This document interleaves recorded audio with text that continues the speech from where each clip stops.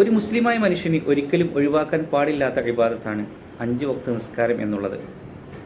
നിസ്കാരത്തിൻ്റെ ഷർത്തുകളെക്കുറിച്ചിട്ടും നിസ്കാരത്തിൻ്റെ ഫർളുകളെക്കുറിച്ചിട്ടും മദ്രസയിൽ നിന്നും മറ്റു ദീനി പാഠശാലകളിൽ നിന്നും ഒരുപാട് കേട്ടവരാണ് നമ്മൾ. എന്നാലും ഒരു ഓർമ്മ പുതുക്കൽ എന്ന നിലക്ക് നിസ്കാരത്തിൻ്റെ ഷർത്തുകളെക്കുറിച്ച് പറയാം.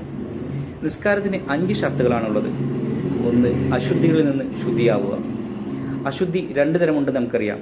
വലിയ അശുദ്ധിയും ചെറിയ അശുദ്ധിയും. വലിയ അശുദ്ധിയിൽ നിന്ന് ശുദ്ധിയാവാൻ കുളിക്കുകയും ചെറിയ അശുദ്ധിയിൽ നിന്ന് ശുദ്ധിയാവാൻ വുളൂ ചെയ്യുകയും വേണം. 2, സ്ഥലം, ശരീരം, വസ്ത്രം എന്നിവ നജസുകളിൽ നിന്ന് ശുദ്ധിയായിരിക്കണം. 3-ാമത്തെ കാര്യം ഖിബിലക്ക് മുന്നിടുക. 4-ാമത്തെ കാര്യം ഔറത്ത് മറക്കുക. 5-ാമത്തെ കാര്യം സമയമായെന്നറിയൽ. സമയമായെന്നറിയൽ എന്ന് പറഞ്ഞു കഴിഞ്ഞാൽ എന്താണെന്നറിയുമോ? ഓരോ നിസ്കാരത്തിനും നിശ്ചിത സമയമുണ്ട്.